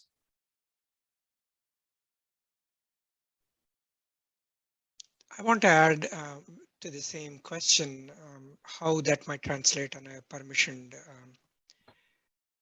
or hybrid networks, right? As Arvind mentioned. So on when it comes to privacy features, right? So there's nothing precluding you from running a private Ethereum network too, right? Or you can use Hyperledger Fabric if you're opting to use the IBM solutions, right? And zero knowledge proofs is its own technology, right? So you could have this as an additional layer in your stack to have an additional layer of privacy. Like I could run a private network and also use Nightfall, right? So I have on-chain privacy with Nightfall, but I also have additional permissioning controls because I'm running and operating a private network, right? So there's multiple layers of privacy here, right? I just want to make sure that it's clear that when I talk about Nightfall, I'm talking about actually solving for privacy on-chain. Absolutely. And again, Arvind, just one clarification. The permission blockchain is also open source under Linux Foundation. Yep. Even though a lot of times IBM gets tagged as thinking that it's IBM's, but your point is valid. The difference between a public and a permission in this context is the trust and security assumptions. It's in a permission one, it's not like completely untrusted or a zero trust. The parties have some trust, right? That is one thing, but still among themselves, because they are competing, as you mentioned, which is right. Their transactions and their competitive advantage has to be protected. So again, the same technology you mentioned, zero knowledge proofs are also applicable. Now, one differentiating feature that is slightly favorable on permission side, which is not something we can take it for granted on public blockchain is the gas cost and the basically storage cost, right? So in a permission network, those are not your potentially compelling issues. And also because the trust assumptions are not like completely zero trust, you might be able to scale better. So those are the things, but clearly both have a correct play for them, and maybe even a combination. Yeah, and there is additional complexity. You know, you have to have the right economic model, right? If you're running something on public infrastructure, there are gas fees. But what's surprising though is you actually do a study of like, what does it cost to actually own and operate a network versus leverage public infrastructure? That is not insignificant, right? It's actually quite substantial. And then you still have the challenge of adoption. So how are you handling onboarding of participants to that network, right? And is it still sufficiently decentralized? Because at the end of the day, you have to look at those centralization points, right? And some could argue, even on public blockchains, there's elements of centralization, but there are things that you could argue are more decentralized than others, right? So there's a lot of factors to consider 100%, here. 100%, yes. So Rick had a question in chat too, is how long does it take to gain consensus on public chains like Ethereum? On mainnet right now, I believe it's around 10 or 15 seconds. It's not long. It's a bit longer if you look at a public blockchain like Bitcoin. I think it's 10 minutes on the Bitcoin blockchain currently. At least that's what they try to strive for. Difficulty is always changing on Bitcoin depending on number of nodes running on the network and transactions. Yeah, it's around, I believe it's around 10 to 15 seconds for Ethereum. Okay. So I have a question. Basically, what is the government involvement in BitChain? Right now, a lot of governments have expressed some reservations about, Bitcoin and the currencies. What about, the chain side of it? Government has gotten involved very heavily to the point of being, pro-censorship and things like Google and other companies. What are they doing right now, and what do you think that the government is going to be involved in the future? So I guess my clarification question might be which government, because we have a global footprint at EY, and I see a lot of value, especially in emerging markets. We see adoption here for those that countries that have especially more volatile national currencies and governments than what the crypto market has, right? So this is why some countries are also adopting Bitcoin as their national currency. So when it comes to it would be federal governments, yeah. Yeah, so when it comes to things like the US market, as well as I think there's like 60 different countries that are exploring things like CBDCs. I think for my personal opinion on this, and I shared by some others, is that that's going to be met with a lot of disappointment outside of countries like China, where there's a lot more control, right? It's got to meet the same utility that you could currently get today from a stablecoin. And some of the challenges with things like CBDCs are that they're largely existing on private blockchains, right? And they don't have accessibility to other things that currently add value today. Like I can use USDC inside of DeFi, for example, right? I can't use that with a CDBC, at least not the ones that have been created so far. And so what I see happening is, and we've seen this happen already with the President Working Group last year, and I expect more regulation coming this year, is that there will be more regulation around stablecoins. So when it comes to like other types of crypto, we see the financial institutions leaning in, with OCC ruling January of last year, really kicking all this off around digital assets. For that, there's going to be quite a bit of adoption of those financial institutions, but I think it's going to shape up with more regulation that's coming, and some of it's going to, I think, be driven by this convergence of what the blockchain natives are seeking for regulatory guidance and the traditional financial institutions trying to get into the space, right? So they're coming from it from different angles, right? The large banks don't want to get into any regulatory deep water, and the crypto natives are really looking for guidance and how they can do things. We have still things that happen, like the lawsuit that Coinbase is dealing with right now, for example. But I think that's all just part of how the space is maturing. But I do see there being some convergence. Some of the interesting things that I think are a little bit further out, I mentioned DeFi in the same bucket as other digital assets, is seeing things like Huntington Valley Bank, for example. Last month, they raised a proposal to make a DAO, right? So they're made a proposal. This is a commercial U.S. bank offering to use, can we use loans as collateral, right, instead of crypto, and get DAI back for that, right? And so there's this beginning of traditional financial institutions starting to plug in to decentralized finance protocols, which is really cool. I just want to add one part to that conversation that Arvind mentioned. See, the one side of the coin is clearly the technology is really disruptive and valuable. It's proven, given, right? So the other side, you're also seeing every day your solar wind hacks, you are also seeing ransomware. We have to comply. Travel rule is another thing comes to our mind. So how do we use this innovation for the benefit and positively, while also making sure it doesn't get abused, right? So that's where the regulations and the law is the final arbiter kind of a concepts come, because again, we have some concepts where code is the law kind of a theory of thinking versus law is. And some of these transactions are borderless, right? Especially in the Ethereum or in the Bitcoin world, where whose law works, and so I think we have to figure out the good use versus the ransomwares, and we're seeing everyday colonial versus all kinds of things, and big money is involved, and so I think bad people are putting it to bad use more readily, hurting the wider community of law abiding, right? So that's where current explorations are moving. Yeah, but this is maturing pretty quickly. So I like to think about, so I mentioned earlier that I gave a talk on digital asset risk at the Cornell Blockchain Conference last Friday.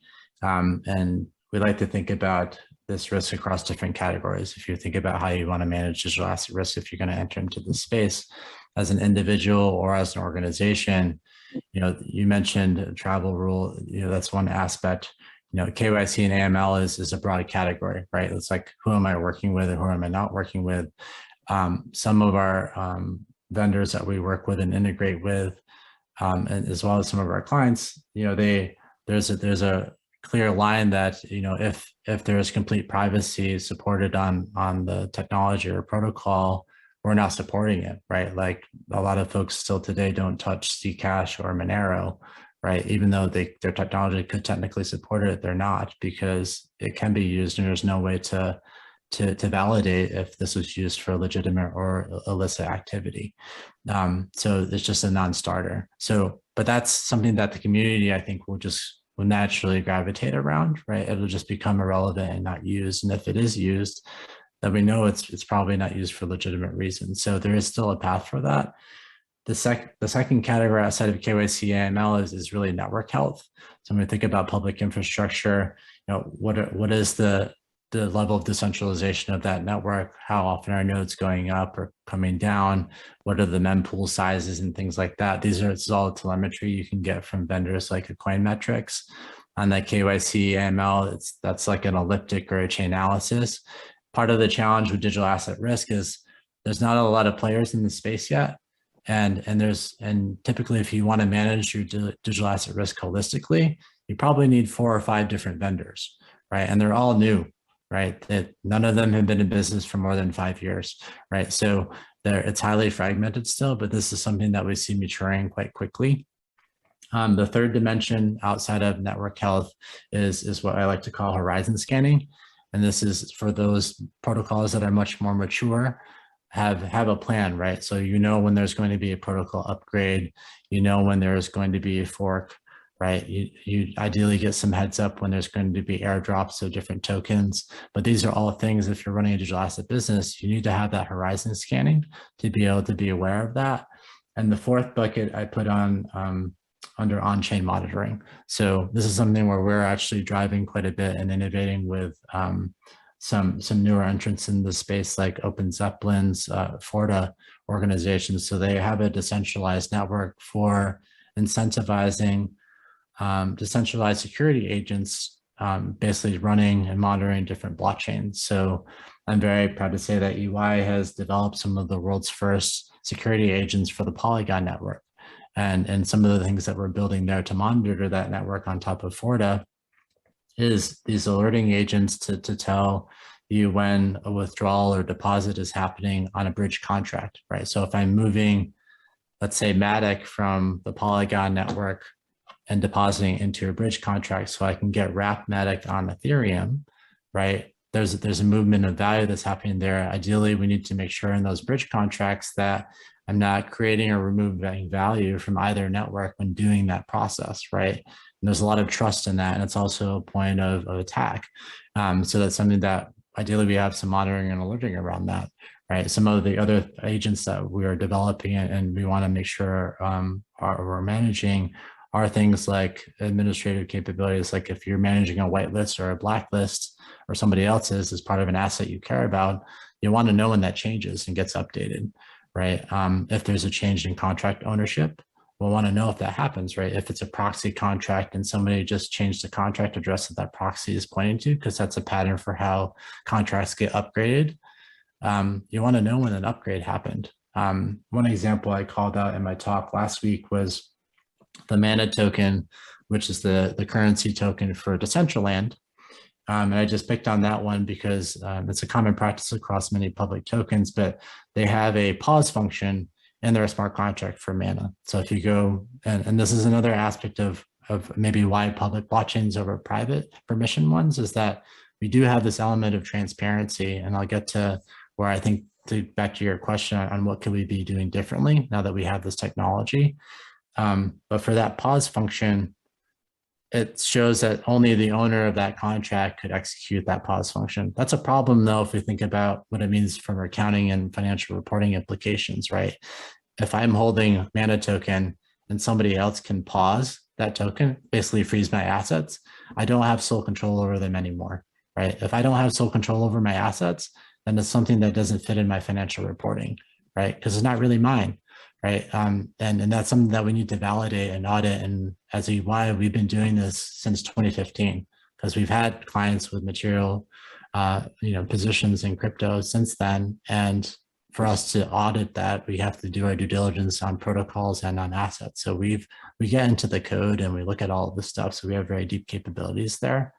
But if you dig into this Mana token, well, who's that owner of that contract? Well, the owner of that contract is actually the owner of the ICO contract, the contract address that issued these Mana tokens initially, right? So then if I look at that contract address, it's a daisy chain, right? I'm cascading up.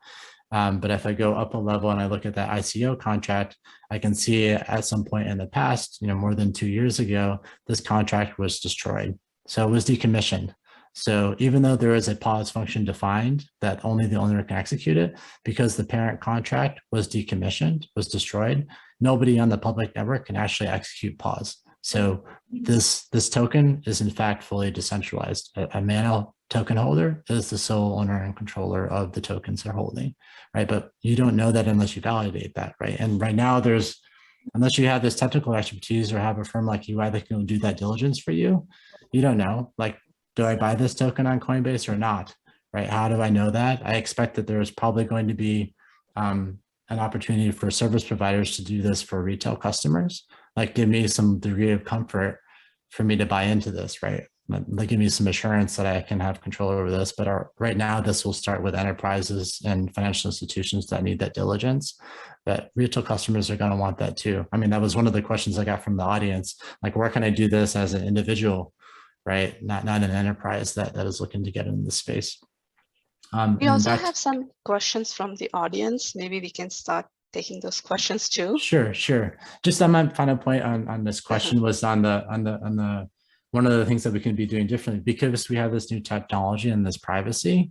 We can, and it's something that I'm starting to see some ex-regulators. There was a forum that one of my colleagues went to last week, and a more private forum with some pretty substantial banks as well. And that's because we have this tech and this transparency.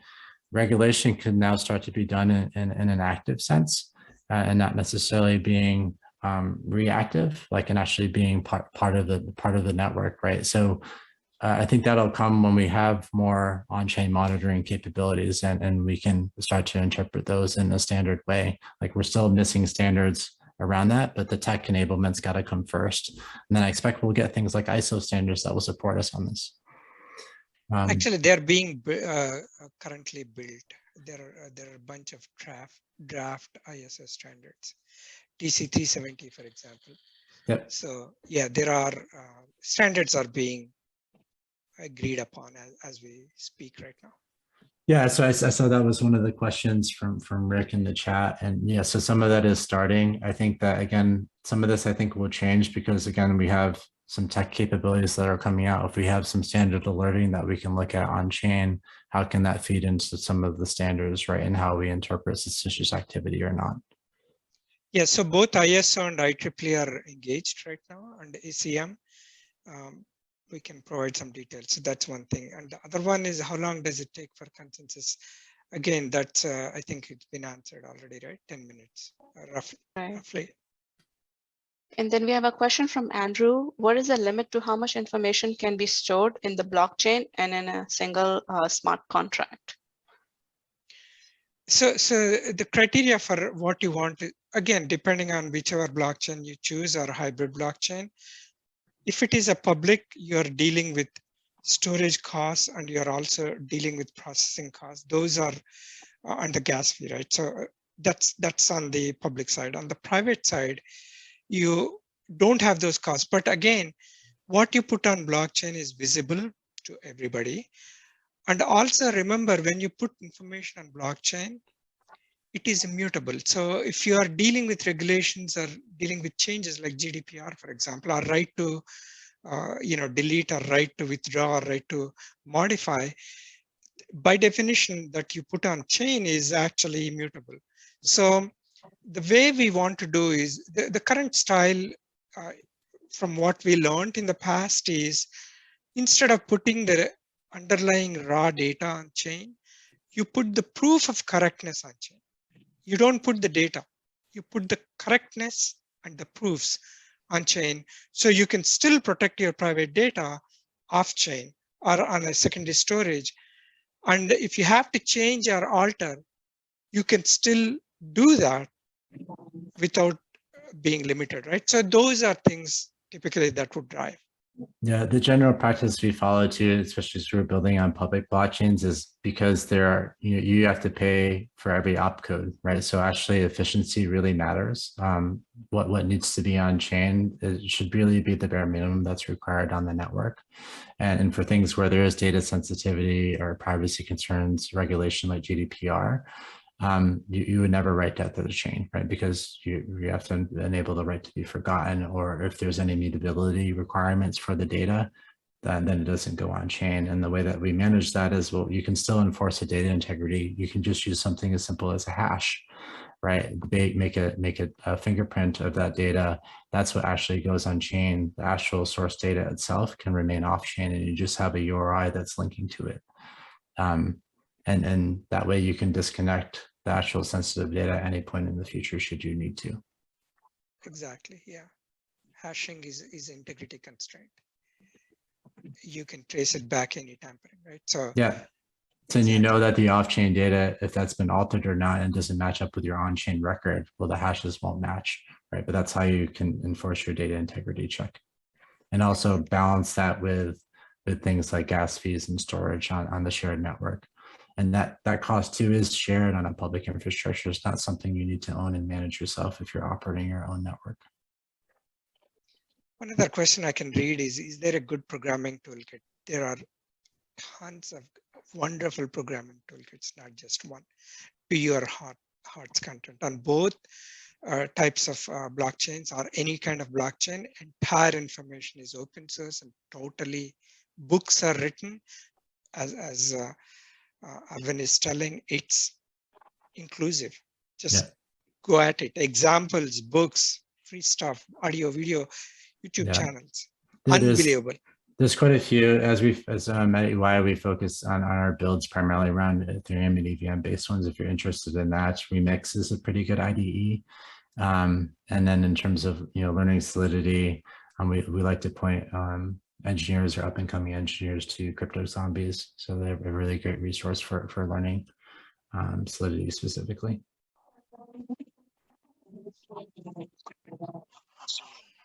Regarding developing an actual application, are there any guidelines on incorporating security during development? Is that what you were referring to as the Crypto Zombies? So Crypto Zombies is just a resource for actually learning how to program, but they have best practices too. One other thing that you can consider if you're looking at building a solution here is really leveraging the open standards that exist, because a lot of those are pretty hardened at this stage.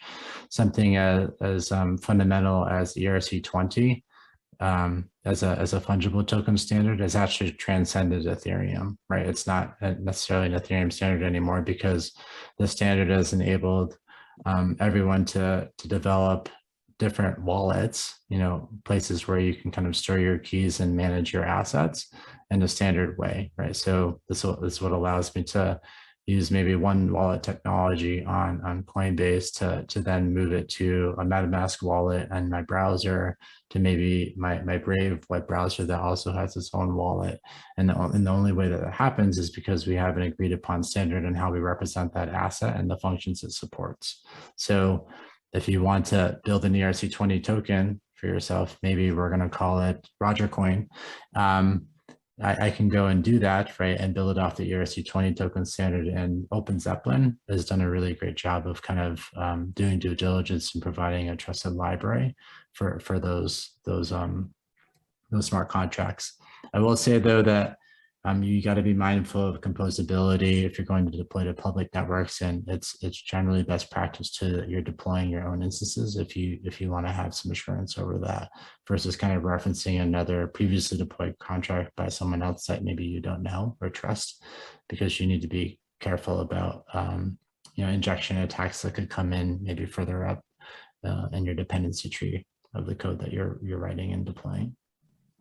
And Roger, I take your question is some more a little broader way. You said, can we build our applications of future with security in mind? That entire practice of DevSecOps, it's not just security, it's not just development, it's not just operations, collectively coming together with more rapidly, more incrementally, more quickly. That whole practice of building for cloud native microservices, that whole thing, tons of information is available freely, any place all around, especially with, again, the way we are building our applications, containerizations and orchestration with technologies like Kubernetes. When you look at all this entire practice of how we do this, thinking security from ground up, thinking development to testing to deployment as one continuum, seamless, and doing daily builds or every half an hour builds, rather than vanish for 1 year and then do one monolithic deployment, right? So, the release management, all these concepts are all intertwined in general, and they're a lot of resources, totally free. And there's some tooling too that's available on blockchain.ui.com. It's our SaaS platform for a number of our products that we open up to the public. We also have a smart contract review and testing tool, and you can even go and use that to point to any ERC20 token contract, right? And you can validate that in our tool. There's other tools that we've also developed that are really important as part of deploying or testing the deployment of a smart contract, and that is our mainnet simulator, which allows us to simulate the state of a public network, right? And it's useful too for regression testing. Let's say, you know, you want to work with a contract or a token represented by a contract, but there was a hack to that contract, right? And then that hack at some point in the future was patched. Well, how do I ensure that that patch wasn't somehow regressed, right? And that I can actually look at the state of the chain at block 100 when there was the compromise, and the state of the chain at block 101 when that compromise was patched. And how do I ensure that like block 102 that it's still the same, right? And so there's a lot of uses for doing a simulation, but it's something that you want to be factoring into your overall CI/CD process for deployment, and it would be a part of your DevSecOps. One other comment I want to add just before we finish on the topic is there is a concept called correct by construction, meaning without you doing any kind of testing or deployment or validation, vulnerability scanning on paper, reading the logic, you can establish correctness by mathematics and proof theory for some specific languages or a subset of languages. So one of the things I can think of CBC implementation is Casper Labs, right? So when you think of these, without even incurring any cost, on paper, by theory and mathematics, you are actually proving something is correct. Outcomes are figured out. On top of it, everything Arvind said, if you can shore up and add to, now you are writing robust and more valid smart contracts. Thank you. I think we have a question from Ashok. He has raised his hand. Go ahead, Ashok. Thank you for seeing you. Yeah, it's always good to listen to Bhargav. So Ashok Randuve here. I wanted to ask you if there is an application that you wish should be brought on overall, like blockchain, and which is not there as yet, what would that be? And what do you think needs to be done to get such an application developed or business process brought on blockchain? You want to respond? I can respond. So from my experience, since the beginning of blockchain journey, around 2014-15, I'm primarily mostly on a permission blockchain. I think it has a potential, but I think it is not the diffusion of knowledge and the aspects that are very unique to blockchain. An example I would always simplify and explain is blockchain applications require some basics. An example of that would be boundedness and determinism, right? And second is, they're not like, I mean, you write them in Java, Node, whatever technology, same language, the general purpose language. But these applications have very unique differentiated characteristics. That is, you can't be inefficient. You have to have upper bound in terms of computation, and you have to write tightly, especially on public blockchains where you have a cost and scalability challenge. On top of it, these applications have to be deployed and managed across your supply chain in the case of permission blockchains in a coordinated way, right? So these are very unique. And then this encryption and crypto technology on top of it. I think it's just a challenge to diffuse the knowledge. So the way I see it is people have realized, businesses have realized the value of it, but they are not able to sit on sidelines, but they're not seeing the benefits. So that's my view. And we have to take it more aggressively in terms of explaining, showing the value, and advocating and lifting the knowledge diffusion, I think that's what I take away from my own experiences. Thank you. Appreciate it. We have some more questions from Rick. Yeah, we have a couple Ricks, so We can go ahead and, I'm reading here. can we talk about increase in need for QA because of immutability of contracts? Actually, contracts are mutable, right? Meaning, I mean, you sign, you agree, you have a governance process, you make them deployed, and then they become immutable. But if a vulnerability or some other thing is found, you are able to follow a protocol and deploy a new version, or it's not strictly, but clearly the information on chain is immutable, right? And it lives forever and it grows forever, right? So- and yeah, so you have to think about how you architect. Yeah, so what I'll say is, so on public blockchains, Ethereum especially, but really any public blockchain that supports smart contracts, the smart contracts themselves you can think of as yet another transaction. They follow the same principles that any other transaction on the blockchain would, in that it is immutable, it's append only, right? So I think you made a comment earlier, Rick, on if there's a mistake in the contract or a mistake in my transaction, I sent you 5 Bitcoin and I should have sent you 4. How do I fix that? The only way to fix that on the blockchain, well, you got to send another transaction back in the other direction, right, as a reversal, right, and give me the one that you owe me back because I only meant to send you 4. That's the only way, right? It's an append only ledger. The same thing is true for the smart contracts. So there are different patterns. I referenced a proxy pattern as one means of making a change and supporting upgrades. But once a contract is deployed, it's on the blockchain and it's there to stay.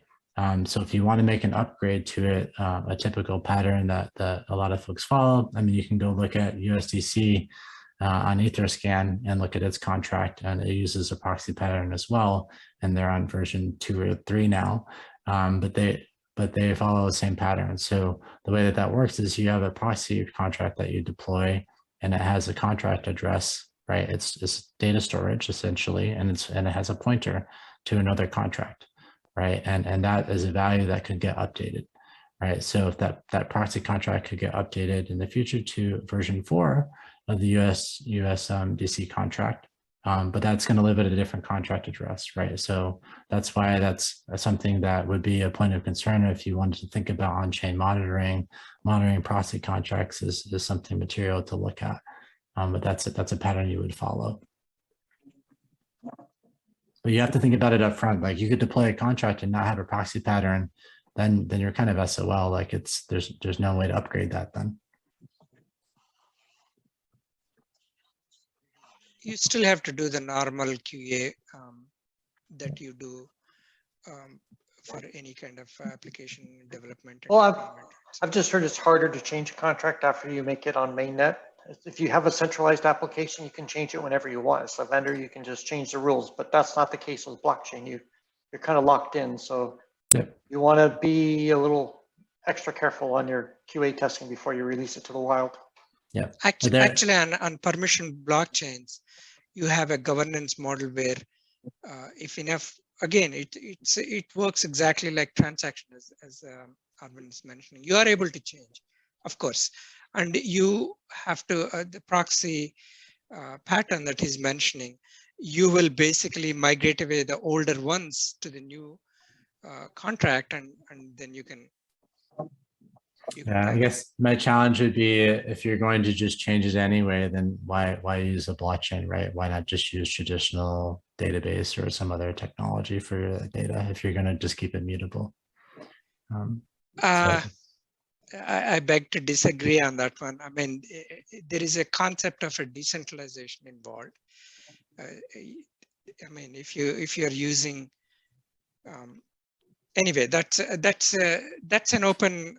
There's distributed computing. There's different distributed computing without the need for blockchain. Is my point, and it just is something to consider when you're thinking about public or private and degrees of control. I see another question from Rick around Ethereum version 2. Are we going to see that merge happening this year or several years from now? I mean, who knows? It's been delayed many times. I think if we know when it's coming, it'll be pretty evident. I know that there's been some great progress made at the recent Dev Connect in Amsterdam, and I expect that we'll hear quite a bit more in terms of the progress at the DevCon in Bogota later this year. They did move to the testnet, which is a big milestone. So that's a good news. Yeah. From there to merging to the mainnet is the next step. But yes, it's live and it's merged on testnet. So that's a milestone.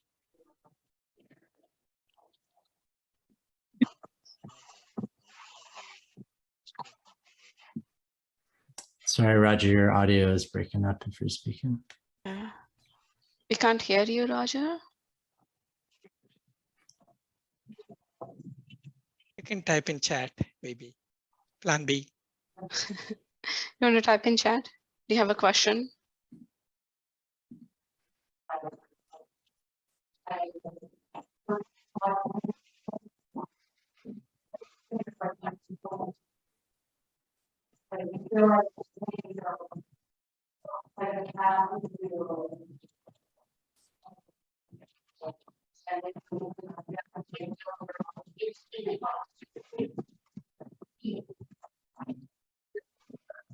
I think while we're waiting, Rick, you also had some other questions, right? Yeah, but I don't want to monopolize the question form. I just, I guess I Okay. can fill in a little bit gap here, but what's the other question? Blockchains have been expensive and slow with things like proof of work models, and they've been changing different types of, trying to lower the cost with other models. So maybe we can talk about, different ways of, there's different models besides just proof of work, right? So what are some of the new models that we're seeing emerge? Yeah, so on public blockchains, the majority of them are to what Ethereum 2.0 is moving towards, and that's proof of stake, right? It's not obviously the more the world is more climate and ESG minded, right? We think about sustainability. We know that proof of work is not all that energy efficient. And most protocols, public blockchains are using proof of stake. And so there's a lot that's going on around that. One of the other indicators, I think, of more substantial adoption, I didn't touch on this earlier, but it's the leaning in of the insurance sector. Like once we get regulatory clarity, which is continuing to come, is how the insurance sector is also starting to mature and offer protection products. And if we just think about insurance generally, right, that's what allows all of us to kind of take on riskier endeavors. And I think as more protection services come from the insurance sector, we're going to see another substantial wave of adoption. But this is starting to happen with things like the news of Blockdaemon and Marsh offering coverage for slashing, which is what happens if you're an operator of a proof of stake validator, right? And maybe don't do what you're supposed to, and you're subjected to slashing, which is where you lose your stake. So there's insurance products now to provide protections against that loss of stake. There's more to come, right? So if I can have insurance coverage for that, maybe I'm more likely to also operate part of a proof of stake network. On the public blockchain side, you have typically two types, crash fault tolerant and fraud tolerant. So the BFT and CFT. So both are being used. One of them is a popular Raft protocol for CFT, crash or Kafka based, and the other one is Byzantine BFT and PBFT. So pretty much those two, and they don't have any costs like POW, proof of work or proof of stake. It's not. Again, the ecosystem is not completely untrusted. It's a semi-trusted. So you're not really computation intensive. Yeah, you can take some reservations on that, like and have simpler consensus, which also leads into higher transaction volumes typically too, because you don't have to wait so long for consensus. Correct. Exactly. So when I mention if you can change your smart contract, what good is it, or what's the point? Again, I think the context is whatever the community wants, right? If they are completely untrusted, I have zero faith and I want to be arm's length, I'm not going to do permission, right? So because you can make some trust assumptions in that ecosystem, as you said, you are able to scale, you are able to not depend on protocol like POW or proof of stake or proof of work to prove the honesty, or create costs so uphill that the fraudsters have to fall in line.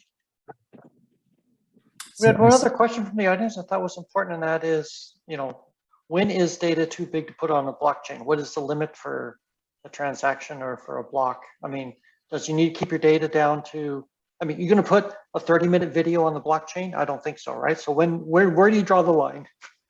So on the permission side, again, my experience primarily is on permission side.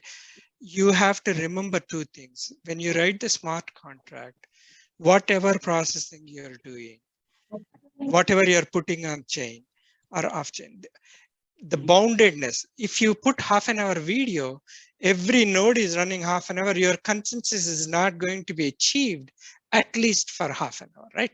So now that, it's configurable, you can decide, but if you're going to put 4 hours video instead of half an hour, at some point someone can game the system and deploy that video where nobody else will agree to anything, because that video is never going to finish. So the boundedness for compute is critical. The determinism of each node, nodes can be anywhere in the world.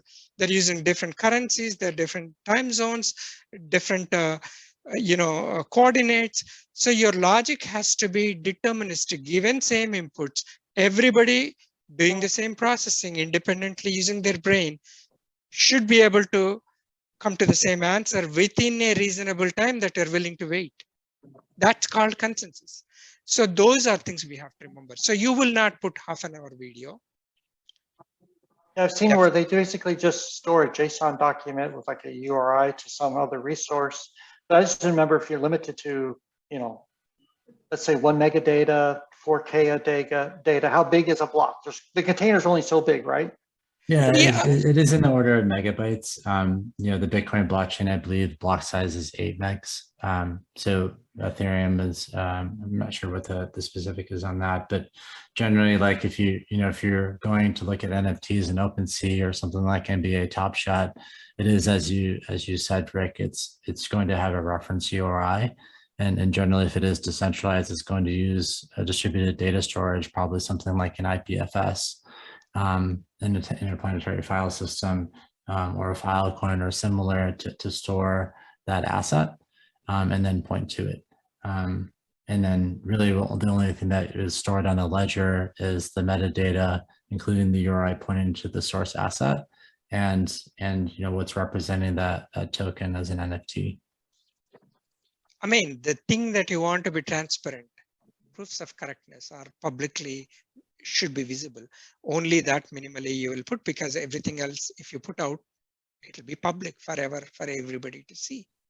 And you can't change it ever, unless, as Arvind is telling, you do a compensating transaction, which is visible to everybody as an audit. I think there's value in that too, right? If the challenge of using a mutable system, a system you can change, is that we lose the rationale on why mistakes were made, right? If you can't change a cell in an Excel sheet because you made a mistake, but the only thing you can do is add another transaction, in the next row, then we know an error happened and we know how it was resolved, right?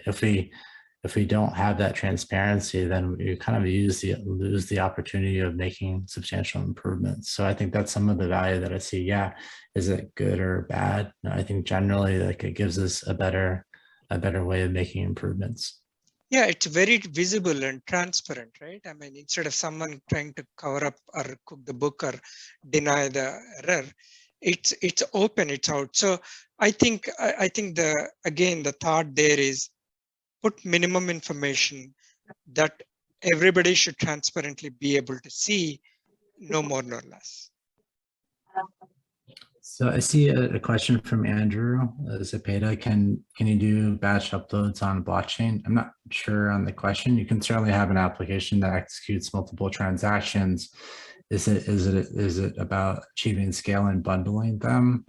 If it's regarding that specifically, I mentioned things like optimistic rollups, but that's a way to kind of bundle a bunch of transactions together. As part of a single zero knowledge proof transaction. And that's one means of achieving scale. So I'm not sure where the question was directed, but there's different ways to do batching. I mean, blockchain itself is a batch transaction processing system, right? They're bundled into blocks and then added to the chain. So, but if you are taking, so the way I read that, again, I'll speak from the public blockchain point of view. If you have 10 transactions doing one at a time, you will have the visibility, the transparency, and the finality happening 10 times. Okay, everybody can see it. If you batch them all 10 minutes later and throw them, then you don't have the visibility for that 10 minutes, right? So the whole point of blockchain in a permission setting is you want to have the visibility and transparency and finality near real time. If your near real time is okay to wait and be out of tune for 10 minutes and you want, or whatever that batch window is, it'll work for you. But remember, blockchain, generally any kind of blockchain is kind of an always on network. It's not like I switch on, it's not like your Hadoop or some other, when I don't need, I'll switch off. It doesn't work like that because this is a distributed, decentralized where things go up and down.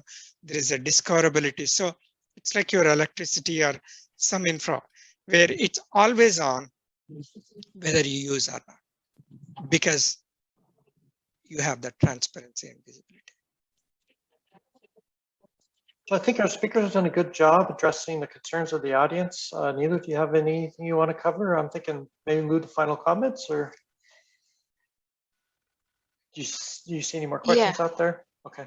I think I don't see any more questions. So I think we're just going to share our upcoming events. So I'm going to hand it over to Vivek. Well, let's ask the speakers real quick if they have any closing final thoughts, and then before we transition to what comes up our next event.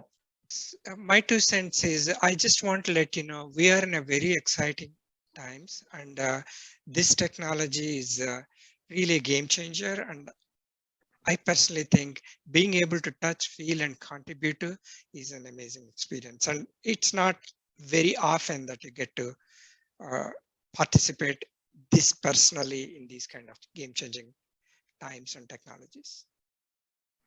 That's Yeah, and I would echo that. I do feel like I went through the late 90s .com bubble as well. This is reminiscent of that, but I think it's much more substantial because society has also shifted, right? We're for 2 years through a pandemic, and I have 2 little ones at home, a 3-year-old and a 5-year-old. They go up to all the screens and go like this, right? No, not everything is swipeable yet, right? We're not there, but I can see where they're going, right? And society is very different than it was even 5-10 years ago. So I also think, well, generally in the slides I presented, we're looking at a 25-year cycle for most technology. I do feel like that's going to be so much faster because we're not the same society that we were when that was done for cloud and some other things, right? So I do see an acceleration happening there, and this is more substantial because we're talking about the transacting of value, not just data, right? And that's way more material for everybody. And I'll close with just my 2 cents. I left this at a 2018 accounting circle that I spoke at in Tampa, Florida. But what really excites me about this technology is the promise of being able to use it to build a safer, more accountable world for my kids.